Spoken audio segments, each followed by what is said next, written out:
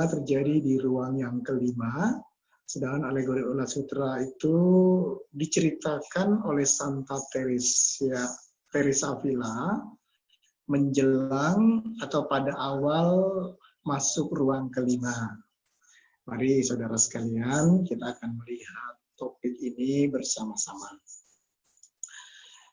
Minggu lalu kita sudah melihat perjalanan jiwa sampai ruang yang keempat. Kalau kita mereview kembali pengajaran-pengajaran kita melihat ada tanda-tanda umum yang dialami, meskipun nanti kita tidak perlu atau tidak juga terlalu strict menempatkan diri kita dalam ruang-ruang ini sebagai sebuah tanda rambu ataupun sebagai sebuah arah menuju perjalanan doa kita. Jadi ruang kedua itu ditandai dengan pertobatan besar dari ikatan dosa. Dari ikatan-ikatan duniawi, ketertarikan duniawi, orang mulai bertobat. Ruang ketiga ditandai dengan ketertarikan pada hidup doa, dan dia sudah mulai disiplin melakukan doa. Pada tahap ini, Teresa mengajak untuk melakukan doa keterpusataan. Ruang yang keempat, minggu lalu kita bicara soal ini ditandai dengan perjumpaan dengan Allah atau dengan Tuhan secara pribadi. Jadi kalau ruang tiga itu, meskipun dia disiplin dalam doa, melakukan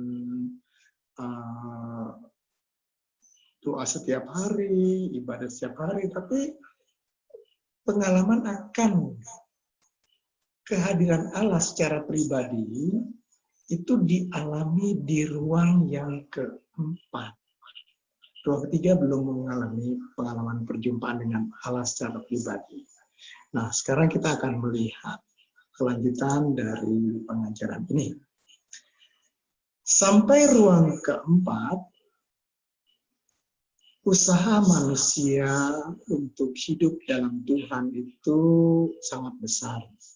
Atau dalam ruang yang keempat ini, manusia berusaha untuk hidup di hadirat Allah. Dan melalui semangat pembaharuan karismatik, tetapi bukan satu-satunya jalan, banyak orang mengalami pengalaman ruang keempat. Di mana ketika mereka mengikuti pembaruan karismatik, khususnya ketika mereka mengalami pencurahan Roh Kudus, mereka mengalami pengalaman akan Allah yang hidup, Allah yang mengasihi dan mencintai. Ini pengalaman ruang yang keempat. Tetapi sekali lagi, pembaruan karismatik itu bukan satu-satunya tanda di ruang keempat, bukan ada banyak cara, tapi ditandai dengan pengalaman akan Allah yang hidup, pengalaman pribadi, perjumpaan dengan Allah, itulah tanda ruang yang keempat. Nah, saudara sekalian, pada awal pembahasan mengenai ruang kelima, Teresa menulis satu kisah yang sangat menarik, yang disebutnya alegori ulat sutra. Saya mengajak kita melihat alegori ini dulu sebelum kita membahas mengenai ruang yang kelima. Diceritakan dalam bukunya, sebutir telur ulat sutra menempel pada batang daun pohon murbe yang tiada lagi daunnya. Oke, mudah-mudahan suara saya cukup jelas ya. Oke, saya lanjutkan.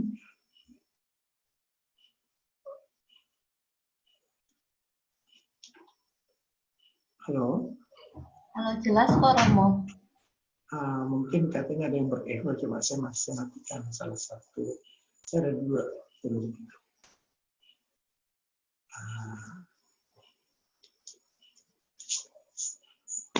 Halo. Terus, sudah ada suara Romo. Oke. Baik. Saya lanjutkan. Sebutir telur ulat sutra. Romo, ini ekonya masih ada sih, Romo. Oke, sebentar. Iya. Salah saya nih. Sebentar.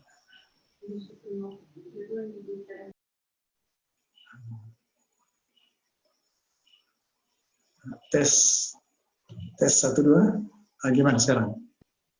Jelas kalau sekarang. Oke. Baik, saya lanjutkan. Sebutir telur ulat sutra menempel pada batang daun pohon murbe yang tiada lagi daunnya. Teresa mengatakan telur itu tampaknya mati. Rupanya Teresa menulis dalam konteks sebagai pada musim dingin. Sampai saatnya muncul tunas-tunas muda daun pohon murbe. Karena kehangatan mentari, telur mulai menetas bersamaan dengan munculnya makanan yang harus menunjang hidupnya. Ulat sutra kecil hidup dengan memakan kuncup-kuncup daun murbe yang masih hijau muda. Tiada kerja yang dilakukan oleh ulat sutra selain memakan daun murbe yang telah mulai menghijau, menghiasi keseluruhan pohon murbe. Ulat sutra bertambah besar dan dari hari ke hari menjadi semakin besar. Ia pun menjadi ulat sutra dewasa dan mulai menenun benang sutra dengan mulutnya. Ia membungkus seluruh dirinya dalam sebuah kepompong. Ulat yang besar, yang dewasa, dan burung itu mati. Dan dari kepompong yang sama, muncullah kupu-kupu putih kecil yang cantik. Kupu-kupu yang indah. Ini yang ditulis Teresia dalam bukunya. Saudara sekalian, dengan alegori ini, Teresia membagi 2 babak kehidupan rohani atau doa. Memang Teresia menulis ada 7 ruang, tapi dia membagi dalam 7 ruang itu 2 babak kehidupan rohani atau kehidupan doa. Babak yang pertama adalah kehidupan seekor ulat yang dilambangkan dengan ulat sutra. Babak kedua adalah kehidupan seekor kupu-kupu kecil yang cantik. 2 kehidupan yang berbeda. Nah, ulat sutra itu ketika menetas, dia tumbuh, makan daun pohon murbe dan menjadi dewasa. Ulat sutra berkembang menjadi dewasa, itu menggambarkan jiwa kita yang bertumbuh menjadi dewasa, dan setiap hari kita makan makanan rohani. Eucharisti, ibadat sabda, doa Bapa Kami, doa Rosario, doa Koronka, doa pribadi, dan seterusnya. Kita memakan makanan rohani. Dan saudara sekalian, ulat dengan kupu-kupu itu 2 hidup yang berbeda. Saya kira kita kalau melihat kupu-kupu itu tidak takut. Kita melihat, oh, kupu-kupu itu cantik, kupu-kupu itu indah. Tapi sebaliknya, ulat itu binatang yang mungkin banyak di antara kita yang merasa jijik, yang merasa kotor, melihat itu kotor, tidak menarik, dan seterusnya. Jadi ada 2 kehidupan yang sangat berbeda. Bagian pertama dan bagian kedua, di mana bagian pertama itu digambarkan kehidupan seekor ulat sutra. Memang ulat sutra itu makan daun pohon murbe, kemudian bertumbuh menjadi besar. Nah, ini gambaran jiwa yang bertumbuh dan memasuki ruang pertama, kedua, ketiga, dan keempat. Ulat sutra itu makan makanan makan daun murbe, maksud saya, makan daun pohon murbe. Kita juga makan makanan rohani, dan kita bertumbuh pertama-tama dari ruang 1, ruang kedua, ruang ketiga, dan ruang yang keempat. Jadi sampai ruang yang keempat ini, Teresa Avila menggambarkan kehidupan kita atau kehidupan jiwa itu seperti kehidupan seekor ulat sutra. Memang kita menjadi dewasa atau ulat itu menjadi dewasa, tetapi ulat itu binatang yang menjijikkan, binatang yang kotor. Jiwa yang ada dalam ruang pertama, 2, 3, dan keempat itu seringkali masih melakukan dosa. Di hadapan Tuhan, jiwa itu ya masih melakukan banyak dosa, tapi Tuhan tetap mencintai kita. Meskipun dia berkembang dan bertumbuh, tetapi kehendak manusiawinya masih kuat. Sehingga meskipun dia mengalami pengalaman ruang yang keempat, tapi dia tetap saja mudah jatuh dalam dosa. Kita melihat, atau kita mungkin mengalami sebuah pengalaman. Ada orang-orang tertentu yang mengalami pengalaman ruang yang keempat. Ketika, misalkan saja, saya ambil contoh, ketika orang mengikuti sebuah kelompok persekutuan doa, bahkan pemimpin pujiannya dapat memimpin pujian dengan baik, membawa orang pada sebuah sikap penyembahan, dan dalam situasi itu dia mengalami pengalaman akan kehadiran Allah, cinta Allah dalam singing in the spirit. Itu pengalaman ruang yang keempat, di mana jiwa atau kita mengalami pengalaman kehadiran Allah secara pribadi, kehadiran Allah yang mengasihi dan mencintai. Pengalaman ruang yang keempat. Tetapi kemudian setelah selesai acara PD, dia kemudian turun ke ruang atau ke tempat parkiran misalkan, di sana dia bisa marah-marah. Dia bisa melakukan sebuah tindakan emosional atau sebuah tindakan yang mengarah pada dosa. Jadi seorang yang mengalami pengalaman ruang yang keempat, itu kehendak manusiawinya dalam jiwa itu masih kuat. Kehendak manusiawi masih kuat, tapi kehendak ilahinya itu masih belum kuat, sehingga dia mudah jatuh dalam kelemahannya. Misalnya dia punya kelemahan suka marah-marah, ya di dalam gedung pertemuan, di dalam persekutuan doa, dia bisa memuji Tuhan, menyembah Tuhan, mengajak banyak orang untuk menyembah Tuhan.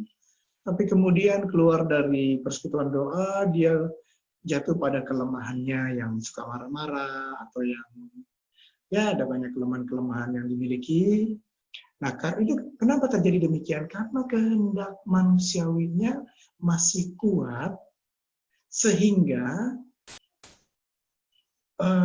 pengalaman akan Allah dalam ruang yang keempat itu mudah sekali dilupakan, dan orang yang mengalami pengalaman ruang yang keempat ini bisa saja kemudian mengalami kembali pengalaman ruang kedua, ketiga, ataupun yang pertama.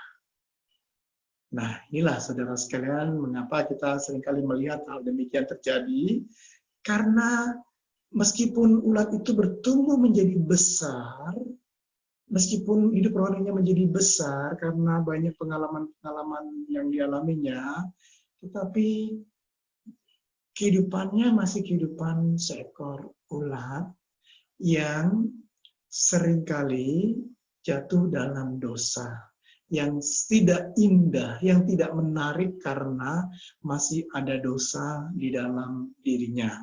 Tapi meskipun demikian, saudara sekalian, Allah tetap mencintai kita, Allah mengasihi kita, meskipun kita berdosa. Ini perlu saya tekankan soal ini. Jadi, ada sampai ruang yang keempat ini, kehidupan seekor ulat itulah yang dialami oleh jiwa. Nah, kehidupan ulat berbeda dengan kehidupan kupu-kupu. Ulat itu, seperti saya katakan tadi, dia sebagai binatang yang menjijikkan, kotor, tidak menarik, sehingga banyak orang yang menghindarinya. Kehidupan ulat adalah kehidupan di mana kehendak manusiawi masih menguasai jiwa kita. Hidup kita masih dikuasai oleh keinginan daging, keinginan diri kita sendiri. Egoisme dan keterarahan pada dosa membuat jiwa masih hidup dalam kubangan lumpur yang membuat jiwa menjadi kotor, menjijikan, dan tidak menarik. Nah, jiwa dalam kehendaknya masih memiliki banyak cacat, celah, dan kelemahan. Meskipun dia mengalami pengalaman ruang yang keempat. Ini anugerah Tuhan kalau jiwa dapat mengalami pengalaman ruang yang keempat. Dalam kelemahan, dalam kekurangan, dalam cacat celah, jiwa masih diperkenankan Tuhan untuk mengalami pengalaman ruang yang keempat, karena Tuhan melihat bahwa kita sebetulnya bisa bertumbuh dan berkembang untuk masuk dalam ruang yang berikutnya. Nah, kehidupan kupu-kupu adalah kehidupan yang berbeda sekali. Kehidupan di mana jiwa sudah dipersatukan dengan Allah.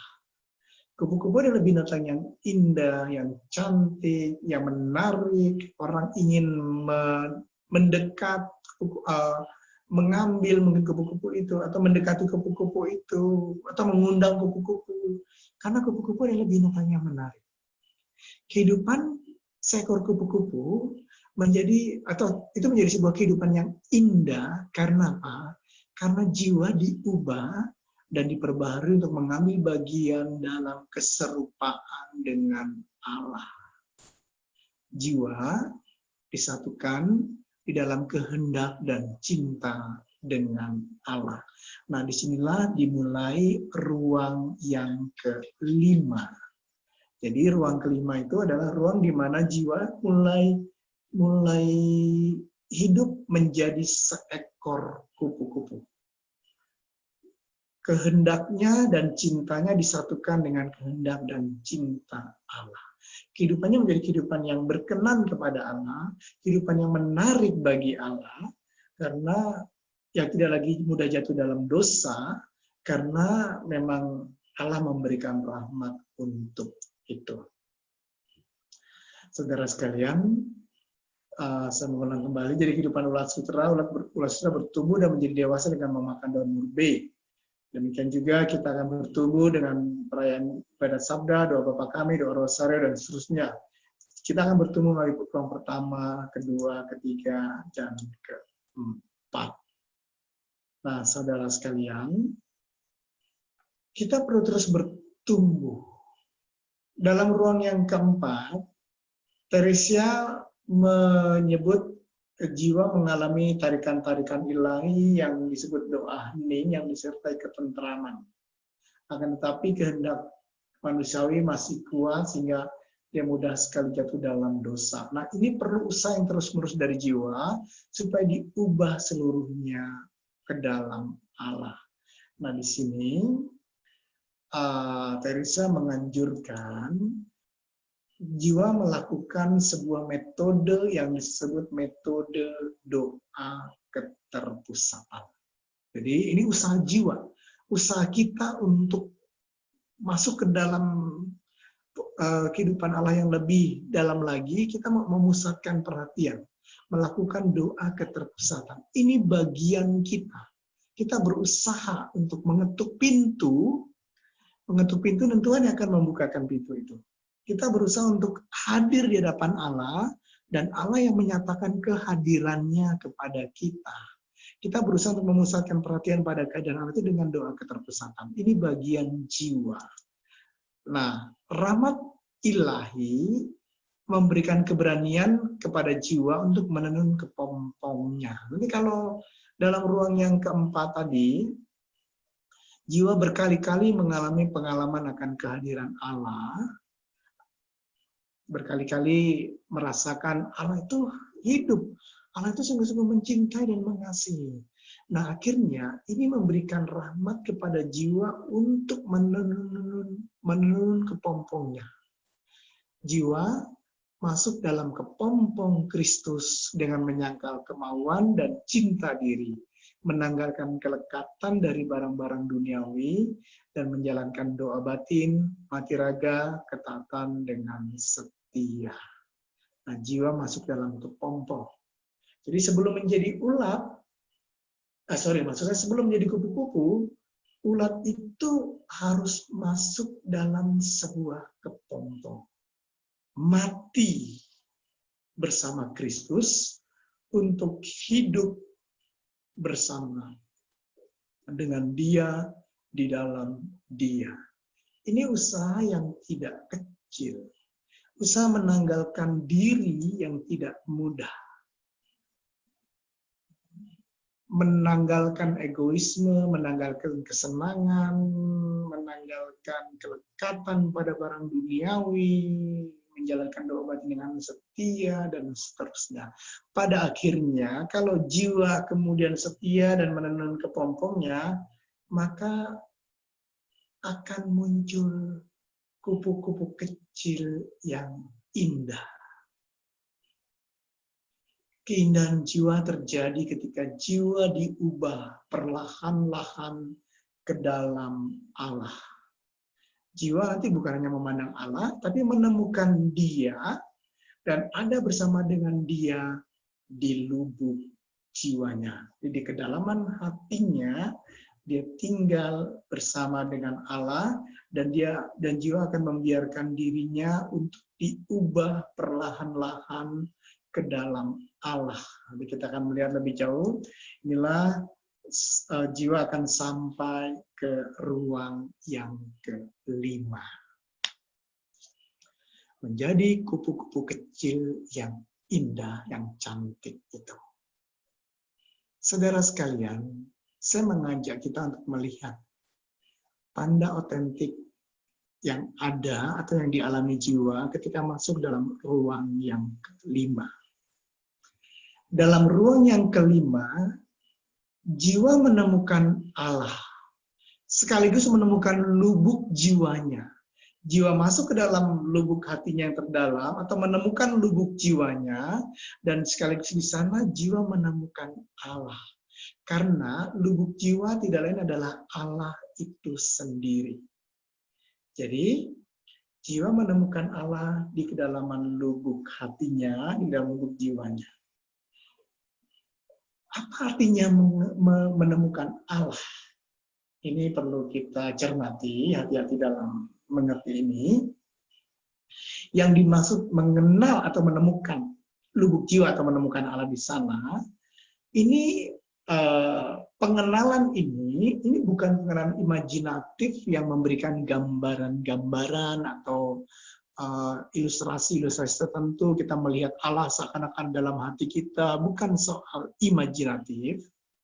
Juga bukan soal intuitif rasanya, atau saya kira, atau bukan hanya soal itu, bukan soal intuisi, tapi pengenalan akan Allah di dalam lubuk jiwa itu adalah sebuah pengenalan budi.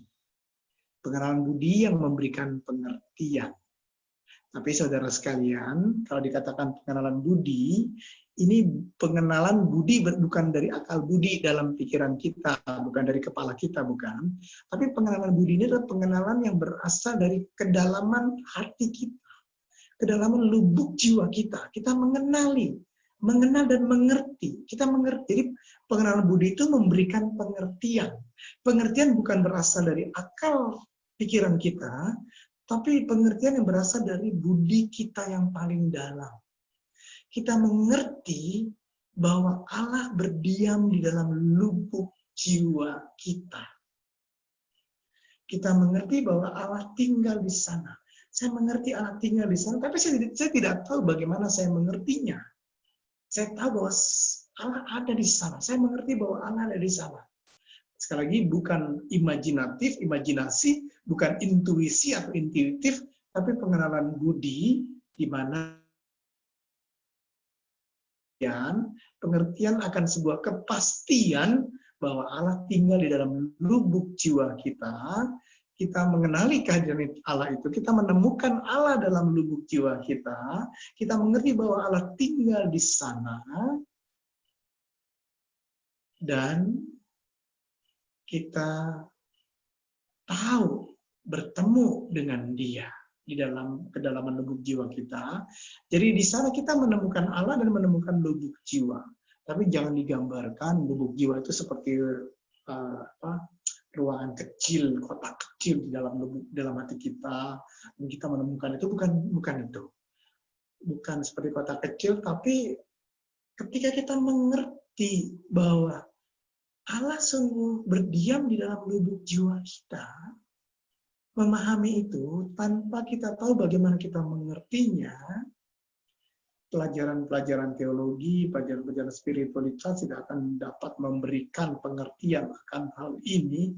Ini sebuah rahmat yang besar, rahmat yang diberikan Tuhan, sehingga jiwa mengerti bagaimana Allah berdiam dalam lubuk hatinya, dan Allah tidak pernah meninggalkan dia, tidak pernah meninggalkan dirinya. Allah sungguh berdiam di sana. Ini tanda otentik ruang yang kelima. Tanda yang pertama. Jadi dalam ruang yang keempat, minggu lalu saya mengatakan, mungkin sebagian juga masih bertanya. Minggu lalu saya mengatakan pengalaman-pengalaman akan Allah seperti di dalam persekutuan doa, atau ketika orang singing the spirit, atau ketika orang bermeditasi mengalami sentuhan-sentuhan rahmat. Saya mengatakan itu sentuhan rahmat, itu adalah kontemplasi ruang yang keempat, di mana pengalaman-pengalaman itu merupakan sentuhan rahmat, dan jiwa mengalami pengalaman kehadiran Allah, mengalami pengalaman akan kasih Allah, tetapi di luar lubuk jiwa. Itu seperti sentuhan rahmat, Allah memancarkan, memberikan pancaran-pancaran cinta, pancaran-pancaran kehadiran, dan jiwa mengalami bagaimana Allah mengasihi dan mencintainya, dan bagaimana Allah itu hidup. Tetapi dalam ruang yang kelima ini sebuah pengalaman yang sangat berbeda sekali dengan pengalaman ruang yang keempat. Kontemplasi ruang yang kelima, jiwa mengalami perjumpaan dengan Allah di kedalaman lubuk jiwanya. Jiwa menemukan lubuk jiwa, dan jiwa bertemu dengan Allah.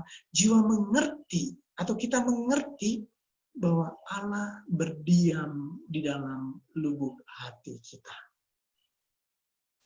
Sebuah rahmat yang sangat besar kalau kita mengalami ini semua. Nah, di sini jiwa kemudian mengalami apa yang disebut oleh Santa Teresia, mengalami doa persatuan. Ini merupakan doa adikodrati. Adikodrati itu artinya doa yang diberikan oleh Allah, sebuah kontemplasi ilahi yang diberikan di mana Allah menyatakan kehadirannya kepada kita. Allah membuat kita mengerti bahwa dia ada di kedalaman lubuk hati kita, dan Allah menyatakan kasihnya, menyatakan cintanya, menyatakan kehadirannya di sana. Bagian kita, seperti tadi saya katakan, kita hanya doa keterpusatan. Kita memusatkan perhatian. Kita tidak bisa masuk dalam doa persatuan kalau Allah tidak memberikan. Ini sebuah rahmat, sebuah pemberian dari Allah kalau orang mengalami doa persatuan. Ini merupakan doa adikodrati. Sedangkan doa keterpusatan itu doa kodrati. Artinya kita mengupayakan keterpusatan. Kita berusaha untuk memusatkan perhatian pada Allah, tapi kemudian Allah yang menyatakan dirinya kepada kita, itulah adikodrati. Dia menyatakan dirinya dalam sebuah kontemplasi, begitu kontemplasi ruang yang keempat, maupun di sini adalah kontemplasi ruang yang kelima, jiwa mengalami doa persatuan. Jiwa perlahan-lahan disatukan oleh Allah, bukan tubuh ini yang disatukan, bukan, tapi kehendak dan cintanya itu disatukan dalam kehendak dan cinta Allah. Jadi di sini dalam tahap yang kelima ini, ruang kelima ini, jiwa menghendaki apa yang dikehendaki Allah. Jiwa mencintai apa yang dicintai oleh Allah. Sebuah proses integrasi di mana jiwa diubah ke dalam Allah. Jiwa dipersatukan ke dalam Allah. Tapi sekali lagi, saudara sekalian, ini memerlukan masuk dalam kepompong. Nah, jiwa mengalami yang disebut doa persatuan, disatukan dalam kehendak dan cinta. Di sini doa persatuan dalam ruang yang kelima itu adalah doa persatuan awal. Artinya ada doa persatuan dalam ruang yang ke-6 dan yang ke-7. Jadi jiwa mengalami pengalaman doa persatuan awal, di mana jiwa tetap harus bertekun, harus berpegang teguh pada Tuhan, supaya dia tetap maju dalam hidup rohaninya. Pada bagian lain, Teresa mengatakan jiwa ini masih seperti bayi, mengalami persatuan dalam kehendak dan cinta, tapi masih seperti bayi. Jiwa harus perlu meminum susu dari ibunya, supaya jiwa ini bertumbuh menjadi semakin kuat. Nah, dalam ruang yang kelima, jiwa tetap perlu memusatkan perhatian dengan doa keterpusatan, supaya jiwa tetap maju dalam hidup rohaninya. Nah, ini tanda otentik yang pertama. Tanda otentik yang kedua, yang dialami jiwa dalam ruang yang kelima, itu adalah cintanya kepada sesama itu sempurna. Dia memiliki cinta yang sempurna kepada sesama karena dia mencintai apa yang dicintai Allah. Dia mengasihi apa yang dikasihi Allah. Dia menghendaki apa yang dikehendaki Allah. Ini memang meskipun dalam tahap awal, tapi nada itu ada. Dia mencintai apa yang dicintai Allah, menghendaki apa yang dikehendaki Allah. Dan tanda otentik yang kedua ini adalah karena dia mencintai apa yang dicintai Allah, maka cintanya kepada sesama mengarah pada kesempurnaan atau sempurna di sana. Kesempurnaan cinta itu bukan ditunjukkan dengan tidak pernah marah, bukan. Tapi kesempurnaan cinta ditunjukkan dengan kerelaan, kemauan, dan kemampuan untuk menanggung kelemahan sesama. Jadi ini cinta yang sempurna kepada sesama itu ditunjukkan dengan ini. Rela menanggung kelemahan sesama, mampu menanggung kelemahan sesama, kekurangan sesama. Ini tanda otentik yang kedua, bahwa cinta kita kepada sesama, mengerti sesama kita kelemahannya, mengerti ketidaksempurnaannya, mengerti cacat celahnya, kekurangannya, dan seterusnya. Ini menjadi sebuah tanda otentik yang kedua. Tanpa kesempurnaan cinta ini, jiwa tidak perlu berkhayal bahwa dia sudah sampai ke tahap ini atau ke ruang yang kelima. Jadi meskipun jiwa merasa banyak menderita bagi Tuhan, merasa telah melakukan banyak hal, mengkhayal ini, mengkhayal itu, dan seterusnya, khayalan ini sangat merugikan jiwa. Dua tanda tadi, tanda otentik bahwa dia sampai ke ruang yang kelima, ada pengalaman bahwa Allah itu, dan dia mengertinya bahwa Allah itu ada di dalam lubuk jiwanya, atau dia menemukan lubuk jiwa. Dan yang kedua, cintanya kepada sesama itu sempurna atau mengarah pada sebuah kesempurnaan. Nah, saudara sekalian, jiwa yang dalam kerendahan hati melakukan doa keterpusatan itu dapat dibawa masuk ke dalam ruang yang kelima ini. Jiwa diperkenankan dalam ruang yang kelima ini masuk ke dalam gudang tempat penyimpanan anggur, di mana ia dapat meminum anggur cinta kasih sepuas-puasnya. Jadi dia mengalami kasih Allah yang sangat besar di sana, tapi bukan berarti tanpa kekeringan. Bukan, kita akan lihat lebih jauh soal ini. Nah, di sana jiwa meminum anggur kasih Allah sepuas-puasnya. Jiwa mengalami persatuan cinta dan kehendak dengan Allah. Jiwa mengalami integrasi ke dalam Allah. Sebuah tahap yang luhur di mana jiwa diubah ke dalam Allah. Jiwa diajak masuk ke dalam puri. Baik, saudara sekalian, mari kita melihat lebih jauh mengenai ruang yang kelima ini. Meskipun tadi saya sudah mengatakan tanda otentik ruang yang kelima, kita akan melihat dalam ruang yang kelima, jiwa mengalami doa yang berbeda sama sekali dengan doa di ruang sebelumnya.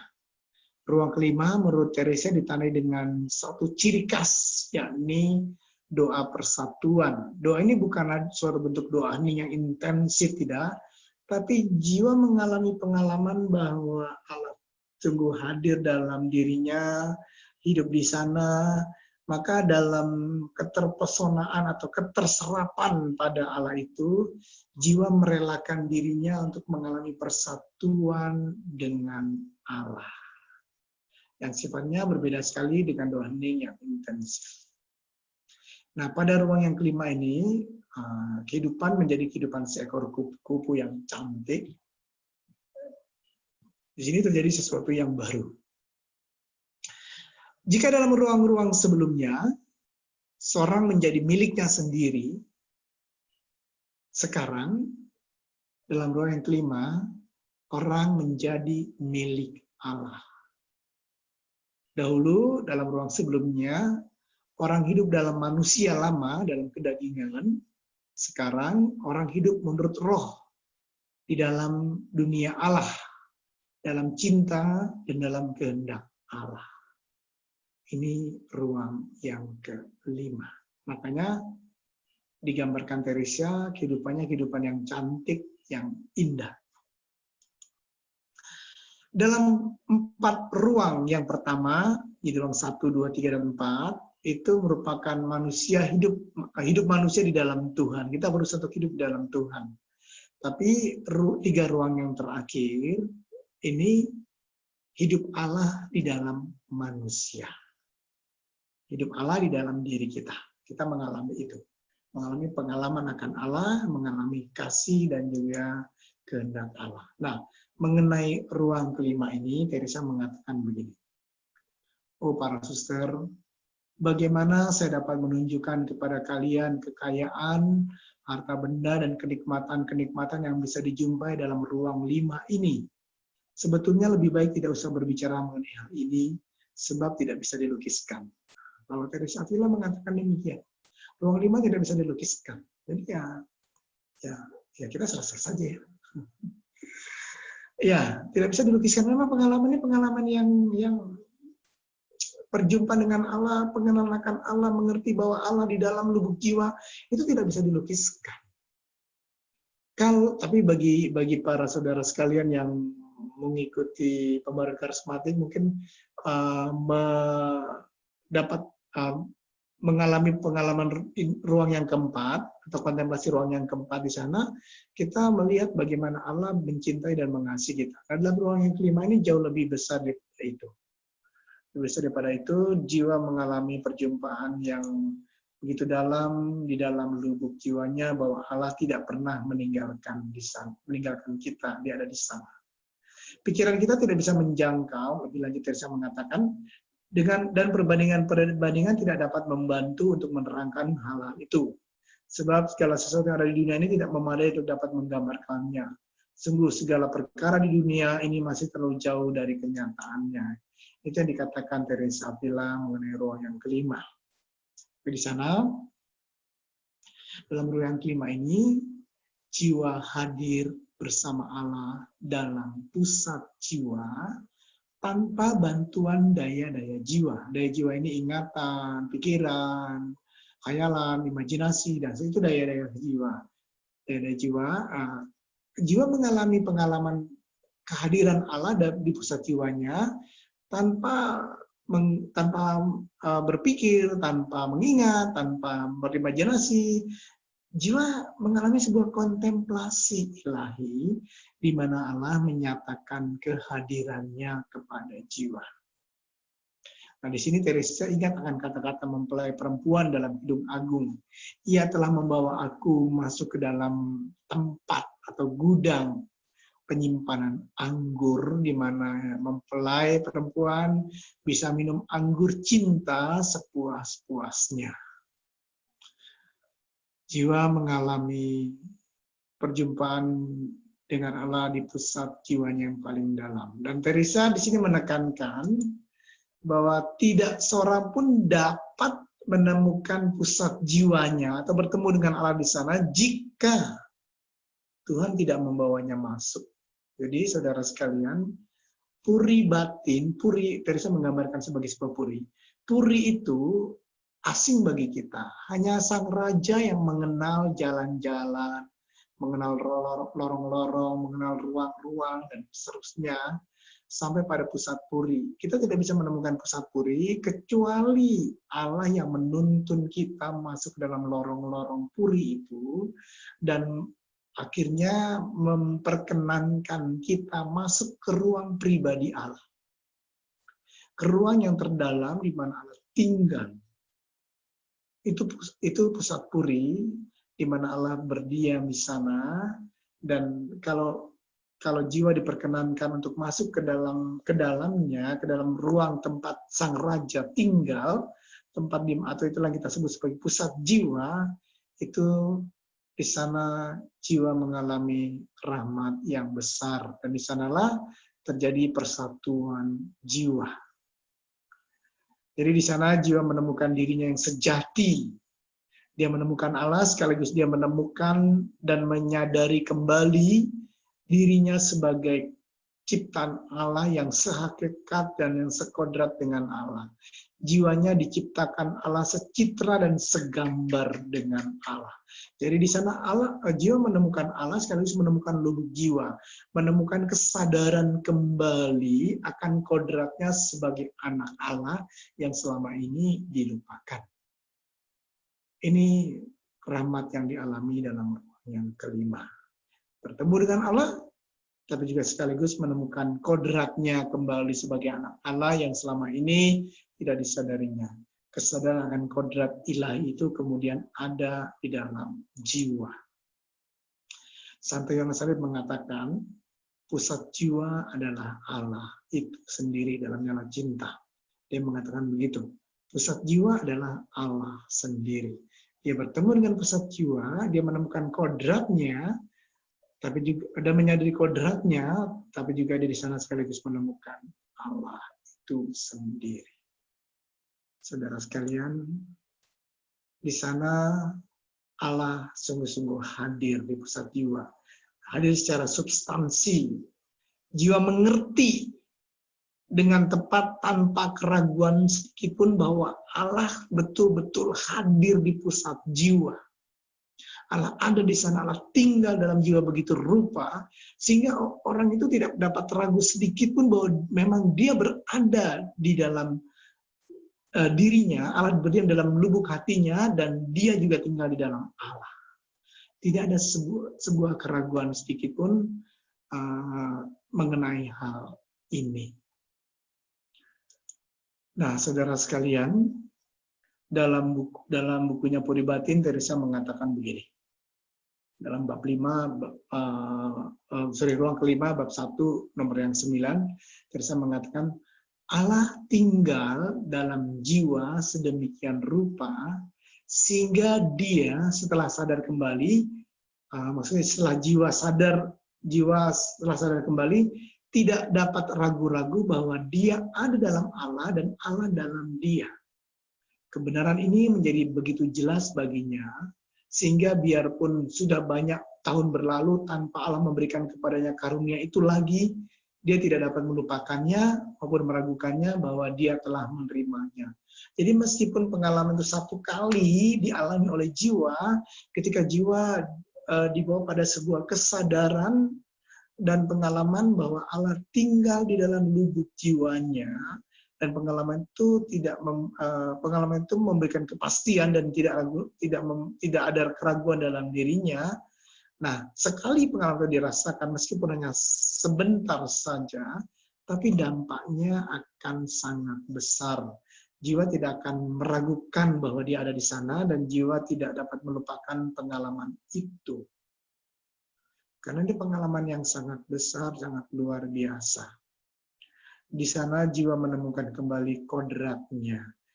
Nah, kepada ruang yang pertama saya mengatakan, atau dalam pelajaran yang pertama saya mengatakan, ketika manusia berdosa, Allah tidak meninggalkan manusia, atau Allah tidak meninggalkan lubuk jiwa kita, Allah tetap tinggal di sana. Hanya saja dosa membuat kita merasa asing dengan kehadiran Allah. merasa asing dengan kehadirannya dalam lubuk jiwa kita. Nah, dalam ruang yang kelima ini, jiwa menemukan kembali kodrat yang selama ini tidak disadarinya, dan dia menemukan Allah, juga kembali menemukan kesadaran akan kodratnya yang tidak disadari, bahwa dia adalah Allah. Anak Allah, secitra dengan Allah, segambar dengan Allah. Ini satu rahmat yang besar. Sekali lagi, saudara sekalian, kita tidak bisa sampai pada tahap ini kecuali Allah yang memperkenankan kita, yang menuntun kita untuk masuk dalam ruang ini. Saudara sekalian, kalau kita membaca bukunya Teresa Avila, di sana Teresa Avila menggambarkan ruang ini sebagai ruang yang penuh dengan rahmat-rahmat besar, penuh dengan keterserapan, penuh dengan kehadiran Allah yang begitu besar. Saudara sekalian, kita perlu membedakan pengalaman Teresa ini dengan pengalaman banyak orang yang juga mencapai ruang ini. Tapi kita bersyukur bahwa kita punya Teresa Avila yang mengajarkan ini. Hanya saya mau mengatakan, pengalaman Teresa Avila ini pengalaman yang sangat spesial. Kalau kita membaca bukunya, seringkali pengalaman Teresa ini terjadi dalam bentuknya yang ideal, di mana seluruh manusia itu dipenuhi dengan kehadiran dan kasih Allah yang bahkan bisa dialami pada tubuhnya juga. Teresa menjelaskan hal itu dalam bukunya Puri Batin. Karena memang dalam buku Puri Batin itu, karena memang maksud saya, pengalaman Teresa itu di satu pihak pengalaman yang sangat ideal. Dia mengalami sebuah keterserapan yang besar akan Allah. Romo Yohanes mengatakan dalam bukunya, Teresa ini, atau pengalaman Teresa ini disebut sebagai sebuah pengalaman seperti pengalaman sebuah pesta dengan semua lampu menyala. Artinya apa? Ya, dia melihat Allah yang mengasihi, Allah yang mencintai, Allah yang ada di kedalaman lubuk jiwanya. Itu terasa begitu hidup pengalaman itu dalam diri Teresa, dan ada keterserapan yang sangat besar yang dialami oleh Teresa Avila. Romo Yohanes melihat atau menulis dalam bukunya pengalaman Teresa ini sebagai sebuah pengalaman lampu menyala. Saudara sekalian, pada Teresa Avila memang demikian. Itu hampir selalu merupakan hari raya. Seperti hari raya, ada sukacita, pertemuan dengan Tuhan, keterserapan dengan Tuhan, seperti hujan yang turun, yang memberikan berkat dan rahmat. Keterserapan itu sangat besar dalam diri Teresa, yang jadi kita mengalami ekstase, mengalami keterserapan, dan seterusnya. Tapi pada banyak orang, ada yang mengalami pengalaman-pengalaman ini, tapi seperti hari biasa, bukan hari raya, dengan lampunya yang kadang-kadang seperti 5 watt, remang-remang. Artinya pengalaman akan Allah itu tidak seterang atau sejelas yang dialami oleh Santa Teresa Avila, tapi seringkali orang juga mengalami pengalaman akan Allah, hanya saja ya pengalamannya memberi kesan yang tidak terlalu kuat seperti Teresa Avila. Atau bahkan ada orang-orang yang mengalami pengalaman roh yang kelima ini sebagai pengalaman lampu padam, malam gelap. Tapi dia mengalami pengalaman roh yang kelima. Nah, saudara sekalian, di sini kita akan melihat lebih jauh apa sebetulnya terjadi dalam ruang ini. Saudara sekalian, dalam ruang yang kelima ini, semua daya jiwa seakan-akan tak berfungsi lagi. Semuanya dinonaktifkan. Seperti tadi yang sudah dikatakan, sehingga orang sungguh yakin bahwa semua daya itu tidak berfungsi. Kehendak itu melebur dalam cinta, tapi tidak tahu bagaimana dia mencintai. Itu yang dikatakan Teresa Avila dalam bukunya. Jadi, jiwa mengalami sebuah keterserapan yang besar. Kehendak itu melebur di dalam cinta, dan dia mencintai Allah. Dan di sana jiwa masuk ke pusatnya, dan seakan-akan pintu ditutup di belakangnya. Jiwa tidak lagi mampu melakukan atau mengadakan sebuah refleksi. Teresa mengatakan begini, tampaknya jiwa sungguh-sungguh meninggalkan badan supaya dapat menemukan dirinya secara lebih baik di dalam Allah. Dalam keadaan itu saya tidak tahu apakah masih ada hidup supaya masih bisa bernafas. Seandainya masih bernafas, yang pasti ialah bahwa orang tidak sadar akan hal itu. Sekali lagi, saudara sekalian, saya mengajak kita untuk melihat pengalaman Teresa ini adalah pengalaman ideal. Ideal dalam arti memang Tuhan memberikan rahmat itu kepada Teresa Avila. Teresa mengalami sebuah pengalaman yang besar akan kehadiran Allah dan cinta Allah. Pengalaman-pengalaman ekstase itu dialami oleh Teresa. Maka Teresa menggambarkan atau menuliskannya demikian dalam bukunya. Tetapi sebaliknya, saudara sekalian, kalau tadi Teresa mengalami pengalaman yang indah ini, situasi lampu padam dan malam gelap digambarkan oleh Santo Yohanes Salib, dialami dan digambarkan oleh Yohanes Salib. Ini sebagai malam gelap indrawi. Yohanes Salib menggambarkan ruang yang kelima ini sebagai malam gelap indrawi. Kalau tadi Teresa Avila seperti lampu dengan terang, artinya pengalaman akan kehadiran Allah itu sangat dirasakan. Penghiburan-penghiburan itu dirasakan oleh Santa Teresa Avila. Tapi sebaliknya, Yohanes Salib mengalami pengalaman malam gelap indrawi. Jiwa seakan-akan tidak mengalami Allah, tetapi melihat kelemahan dan cacat celah di hadapan Allah. Perlu kita perhatikan, saudara sekalian, tanda otentik tadi yang saya katakan bahwa tanda otentik ini jangan kita lupakan. Dalam ruang yang kelima ini, jiwa bertemu dengan Allah dalam kedalaman lubuk jiwanya, dan jiwa mengerti. Jiwa mengerti bahwa Allah berdiam di sana. Itu tanda otentik yang pertama. Nah, jiwa mengerti Allah tinggal dalam lubuk jiwanya, tetapi pengalaman itu bisa berbeda-beda. Pada Teresa Avila, jiwa mengerti bahwa Allah tinggal dalam lubuk jiwanya, dan dia mengalami banyak penghiburan rohani. Karena dia melihat Allah, pengalaman akan keterserapan atau akan Allah itu besar dialami olehnya, sehingga ini yang dominan pada diri Teresa Avila. Tapi pada Yohanes Salib sebaliknya. Jiwa atau kita mengerti bahwa Allah berdiam dalam lubuk jiwa kita, tetapi kita juga tahu bahwa kita ini punya banyak kelemahan.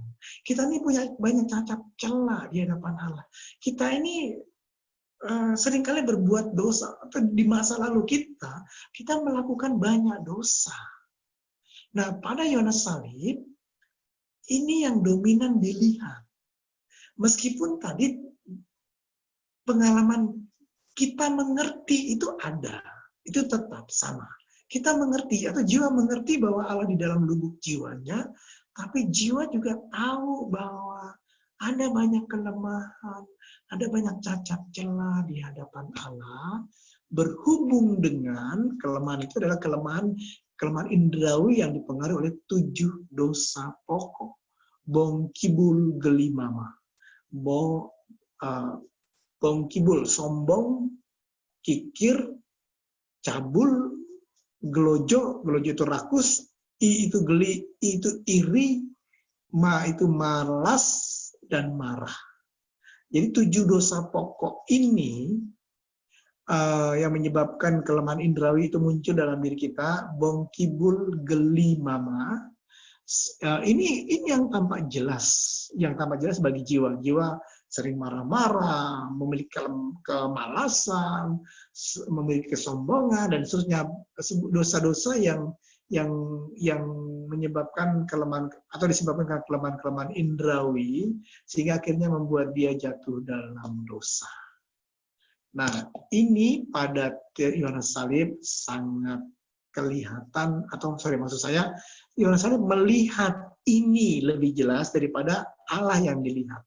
Jadi Teresa Avila melihat Allah begitu dekat, begitu hidupnya, pengalaman penghiburan itu begitu jelasnya dalam diri Teresa Avila. Sedangkan Yohanes Salib ini, dia mengalami pengalaman melihat dirinya dalam kelemahan itu lebih dominan. Meskipun dia tahu Allah itu dan dimengertinya bahwa Allah itu berdiam di dalam lubuk jiwanya.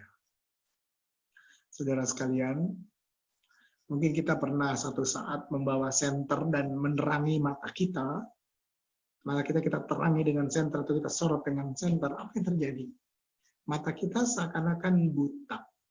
Kita seakan-akan tidak melihat, seakan-akan gelap. Meskipun kita disinari terang, tapi seakan-akan gelap dan buta karena kita tidak melihat apapun. Sinar itu seakan-akan membutakan mata kita. Allah yang menyinari begitu dekat, sehingga seakan-akan membutakan matanya. Allah tidak terlihat. Atau seakan-akan tidak dirasakan. Seakan-akan jauh Allah itu. Tapi kelemahan manusiawi, kelemahan indrawi yang berhubung dengan bongkibul gelimama, itu yang tampak sangat besar dalam dirinya.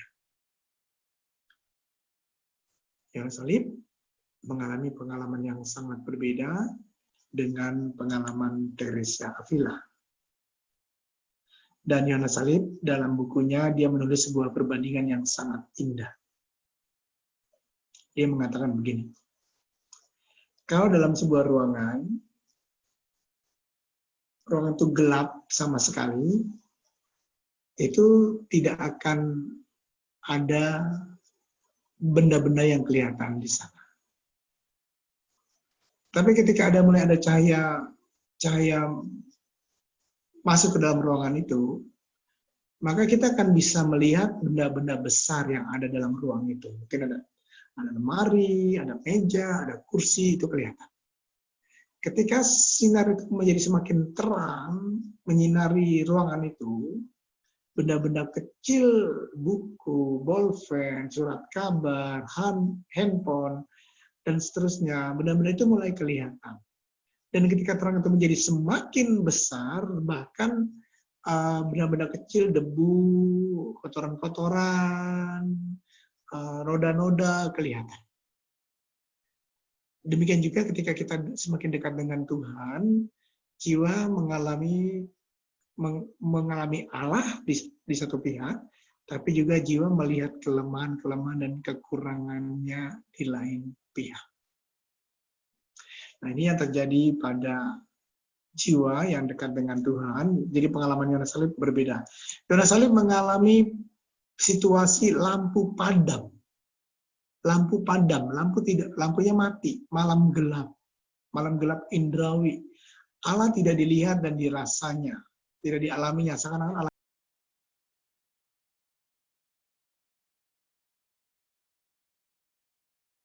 Romo, dimit Romo. Allah itu dilihat dan dirasanya sangat jauh. Nah, yang dilihat apa? Kelemahannya. Kelemahan yang dipengaruhi 7 dosa pokok itu yang tampak jelas. Saya suka marah-marah, saya suka malas, saya dulu suka saya ini orang yang sombong dan seterusnya. Jadi kelemahan-kelemahan itu tampak dalam dirinya. Kita berhadapan pada Allah yang berdiam dalam lubuk jiwa, tapi kita tahu bahwa kita bersih. Orang yang punya kelemahan 7 dosa pokok ini. Inilah yang dialami oleh Yohanes Salib. Berarti dalam ruang yang ke-6, perbedaan ini akan semakin jelas, dan saya akan bicarakan ini lagi dalam ruang yang ke-6. Nah, saudara sekalian, bagaimana sebetulnya pengalaman ruang yang kelima ini? Jadi pengalaman yang kelima ini, jiwa mengerti bahwa Allah hadir dalam lubuk jiwanya, jiwa memiliki kerinduan dan cinta yang besar kepadanya,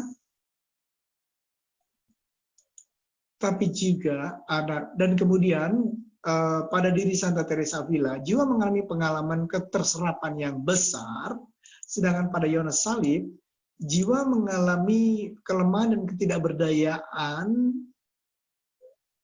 karena kelemahannya berhubung dengan bongkibul gelimama. Jadi ini yang dialami oleh jiwa. Nanti, saudara sekalian, pada setiap jiwa akan berbeda gradasinya. Soal pengalaman keterserapan, atau soal pengalaman ketidakberdayaan dan keberdosaan di hadapan Allah, itu pada jiwa-jiwa yang lain itu akan berbeda. Tidak sama dengan Teresa Avila dan tidak sama dengan Yohanes Salib. Ada yang biasa-biasa saja. Nah, tetapi pengalaman yang kelima ini pada akhirnya membuat jiwa berpasrah pada Allah karena dia tahu bahwa Allah berdiam dalam lubuk jiwa. Dan nanti, atau di sini, jiwa dimurnikan oleh Allah dari kelemahan-kelemahan bongkibul gelimama. Di sini jiwa mengalami pemurnian pasif dari kelemahan bongkibul gelimama. Sombong, kikir, cabul, gelojo, iri, malas, atau marah. Jadi mungkin kita punya satu kelemahan yang disebabkan oleh 7 dosa pokok ini yang dominan dalam diri kita. Entah mungkin sombong, entah mungkin gelojo, atau rakus, atau iri, atau malas, atau marah. Mungkin ada satu kelemahan yang menonjol dalam diri kita berhubungan dengan bongkibul gelimama ini. Nah, di sini jiwa mengalami pemurnian dari kelemahan-kelemahan ini. Karena jiwa mulai berpasrah pada Tuhan dan membiarkan dirinya mengalami ini lebih jauh lagi, jiwa dimurnikan, dihilangkan. Apa yang diusahakan jiwa bertahun-tahun untuk tidak sombong atau tidak marah misalkan. Dalam ruang yang pertama, 2, 3, dan 4, dia berjuang untuk berusaha dengan keras untuk itu. Namun mungkin seringkali jatuh. Dalam ruang yang kelima ini, dalam sekejap Tuhan bisa menghilangkan itu dalam diri kita. Pemurnian pasif, kita tidak, atau bukan kita yang melakukan itu, tapi Allah yang mengerjakan dalam diri kita. Saudara sekalian, mungkin kita atau banyak jiwa, atau ada jiwa, bukan banyak, karena tidak banyak orang yang sampai ke ruang ini. Mungkin ada jiwa yang tidak mengalami pengalaman se-ekstrim Teresa Avila, ataupun se-ekstrim Yohanes Salib. Teresa Avila mengalami pengalaman-pengalaman hiburan-hiburan rohani yang besar, yang diistilahkan kemudian sebagai dengan lampu menyala. Sedangkan Yohanes Salib sebaliknya mengalami pengalaman-pengalaman malam gelap yang besar. Nah, mungkin banyak orang, maksud saya banyak, atau ada orang yang mengalami pengalaman tidak se-ekstrim Teresa Avila maupun Yohanes Salib.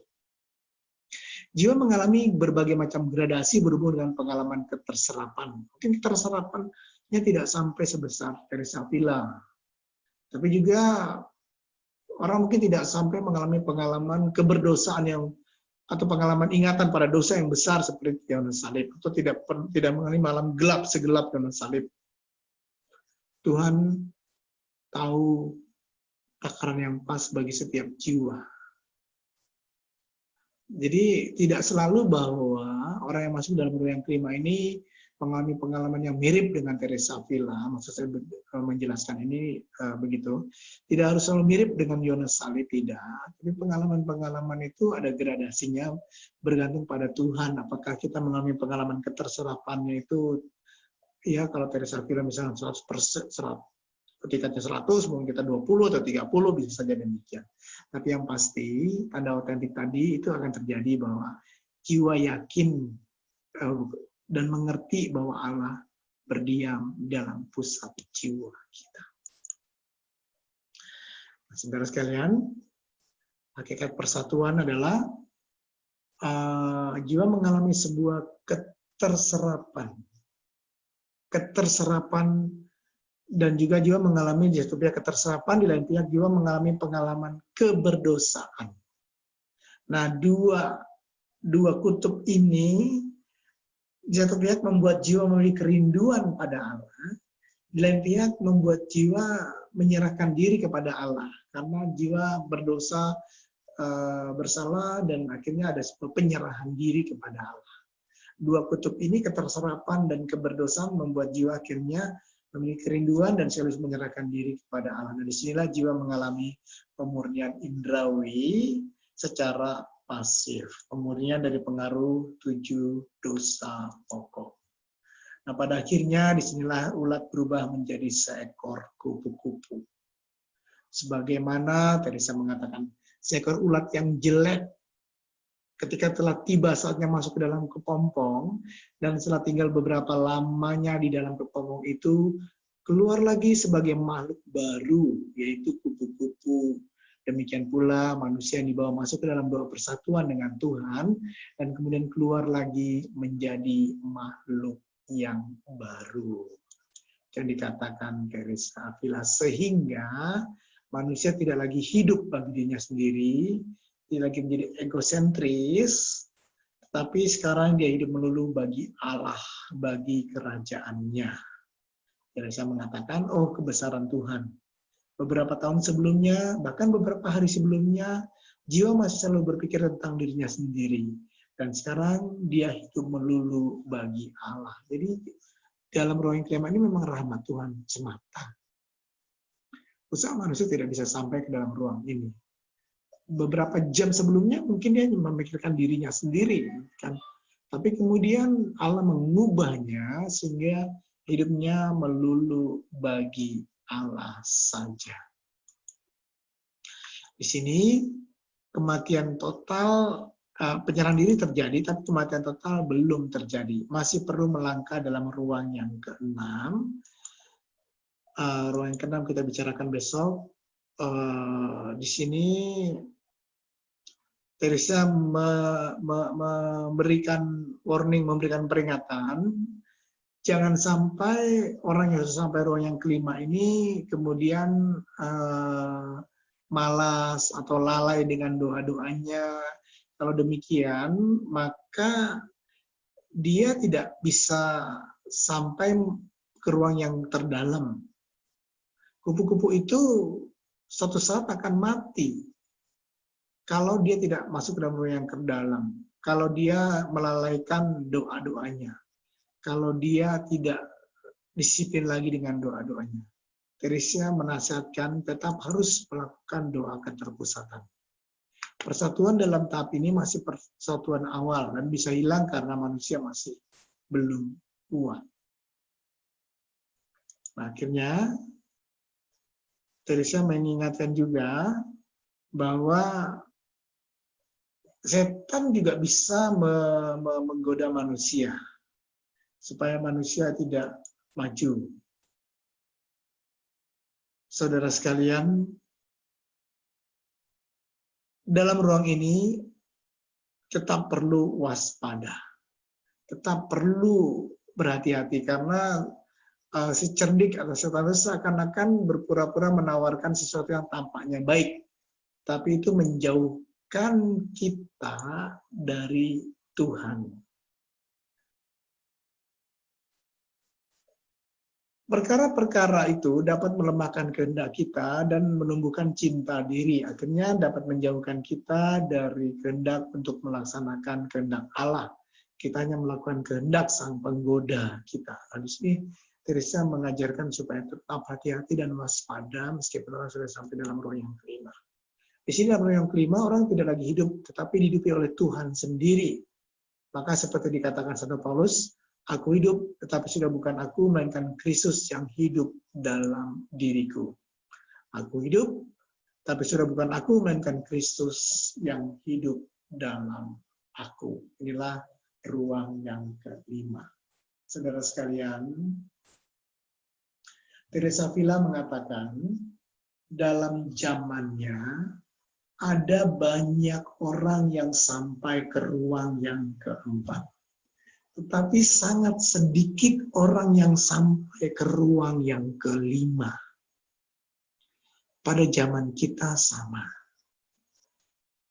Ada banyak orang, banyak sekali orang di zaman kita ini mengalami pengalaman ruang yang keempat. Pembaruan hidup dalam roh menjadi rahmat besar bagi gereja supaya banyak jiwa mengalami pengalaman akan Allah dalam ruang yang keempat. Tapi sangat sedikit sekali orang yang sampai ke ruang yang kelima. Kita perlu berusaha tetap setia, tetap tekun, supaya akhirnya kita boleh maju dalam kehidupan rohani kita, dalam doa-doa kita. Ya, semoga Tuhan memberkati kita semua. Baik, dari pertanyaan yang pertama, Mo, bagaimana cara mengatasinya apabila sudah berada di ruang keempat agar tidak mudah kembali lagi ke ruang yang ketiga atau bahkan ruang yang pertama? Teresa Avila mengajarkan satu metode doa yang sangat baik sekali yang disebut metode doa keterpusatan. Doa keterpusatan itu sebuah metode meditasi. Jadi kita melakukan meditasi, kita perlu memiliki sebuah doa pribadi yang semakin dalam itu dengan doa meditasi. Kalau Teresa menganjurkan itu atau mengajarkan doa yang disebut centering prayer atau doa keterpusatan. Tapi kita sebetulnya bisa melakukan dengan banyak metode. Metode doa meditasi ada banyak. Doa Yesus, Maranatha, itu juga metode doa meditasi. Tapi yang terpenting kita perlu melakukan ini dengan kesetiaan. Itu sebagai tanda bahwa kita mau mengetuk pintu ruang kelima, kita mengetuk pintu, Tuhan yang membukakan, kita mau mengarahkan perhatian atau menyerukan nama Yesus, akhirnya nanti kita berharap Tuhan yang menyatakan kehadirannya, menyatakan diri dan cintanya kepada kita. Kita hanya bisa berseru, atau kita hanya bisa memusatkan perhatian. Bagi yang pengen tahu apa itu centering prayer lebih jauh, bisa lihat di channel YouTube meditasi Eliana. Itu channel YouTube itu saya buat. Bagi yang mau tahu lebih jauh soal itu bisa melihat di sana.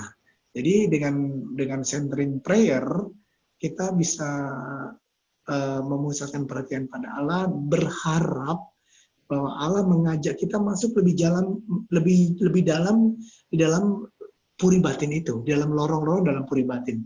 Kita berharap Tuhan yang menuntun kita masuk ke sana. Kalau kita sendiri yang menuntun diri kita bisa tersesat dalam puri itu. Puri itu asing bagi kita. Kita hanya bisa memohon dan meminta rahmat. Kita hanya bisa memusatkan perhatian. Itu saja. Lala. Baik, terima kasih Romo. Next question. Oke, dari yang nomor 2, di dalam buku Puri Batin Santa Teresa Avila mengatakan bahwa sangat jarang jiwa sampai pada ruang kelima. Nah, harus ada upaya keras manusia atau semata-mata karena kasih karunia Allah. Oh, itu sharing ya?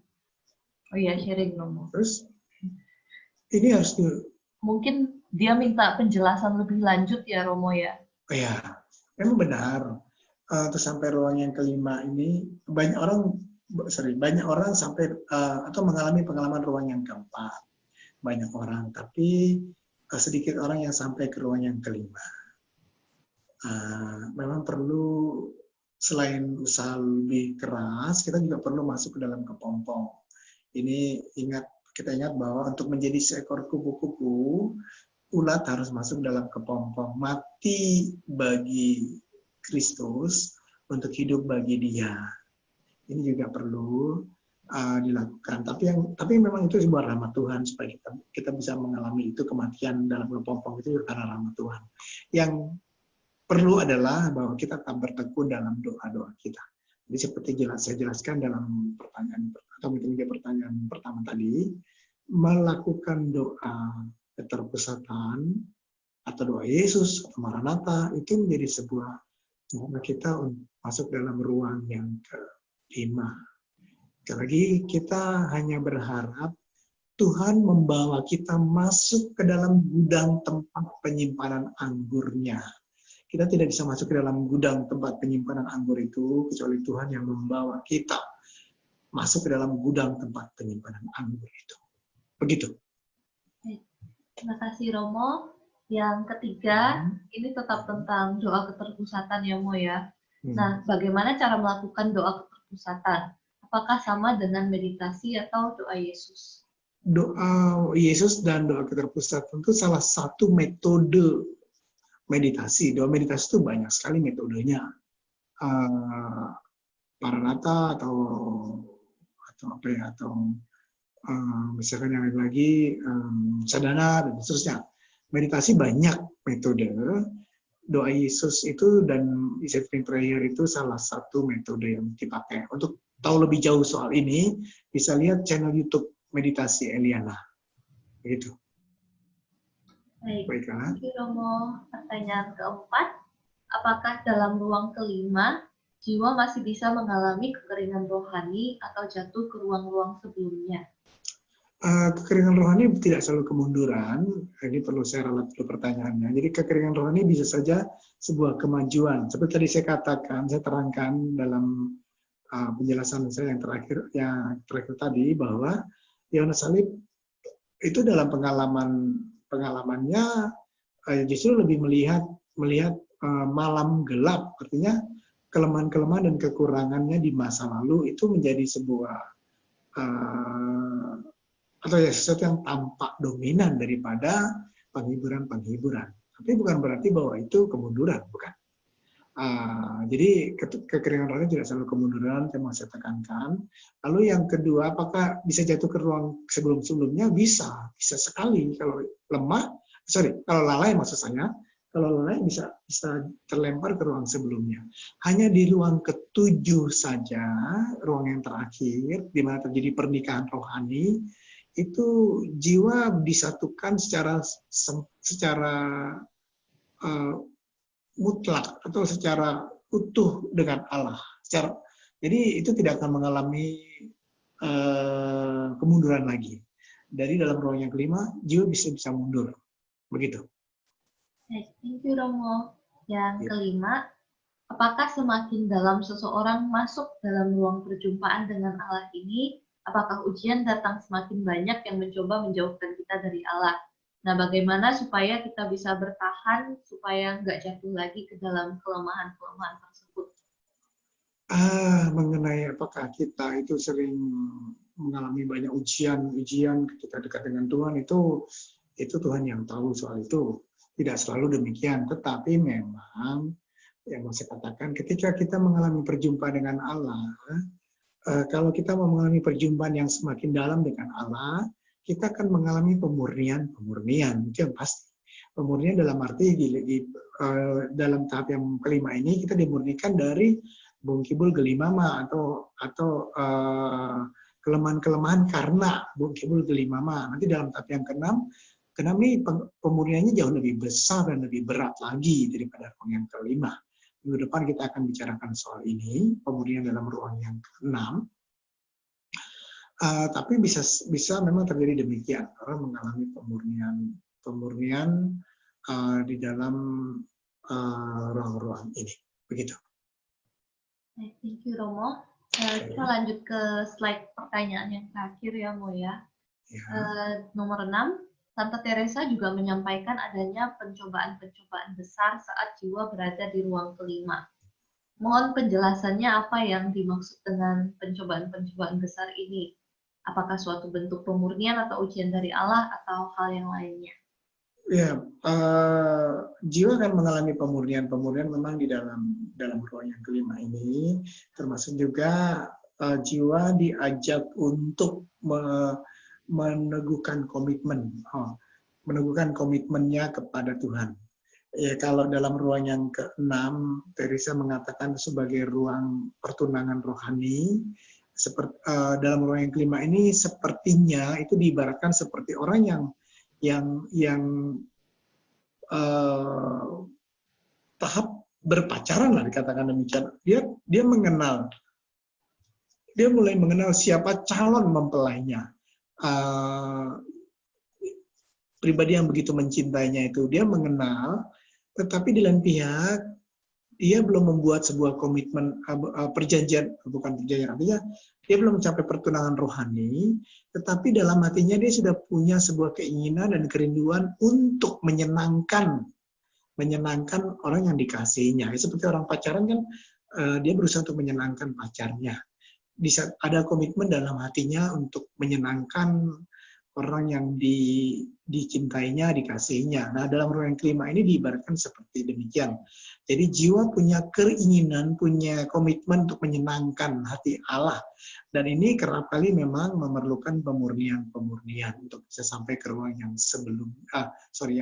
yang lebih dalam maksud saya. Begitu.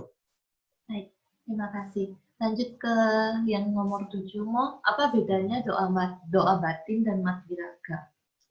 Oke, doa batin itu sebuah bentuk maksudnya begini. Doa batin itu adalah sebuah doa. Kita berdoa, kita memusatkan perhatian pada Tuhan dalam bentuk meditasi, misalkan, supaya kita mengalami kontemplasi ilahi. Sedangkan madhiraga itu sebuah ungkapan lahiriah yang kita lakukan sebagai sebuah bentuk niatan tertentu untuk lebih dekat dengan Tuhan. Misalkan saja kita mau madhiraga, kita misalkan senang minum Coca-Cola, misalkan. Oh, saya mau madhiraga, saya mau mematikan keinginan saya mau mengurangi keinginan saya atau kenikmatan yang saya dapatkan lewat minuman Coca-Cola itu, ya saya coba untuk mengurangi itu. Itu bentuk madhiraga. Atau misalkan saya mau mengurangi rokok, itu bentuk madhiraga. Sedangkan doa batin ya suatu bentuk doa. Madhiraga itu sebuah ungkapan lahiriah yang menjadi sebuah ungkapan cinta dan juga keinginan kita untuk lebih dekat dengan Tuhan. Bisa kita wujudkan demikian madhiraga itu. Begitu.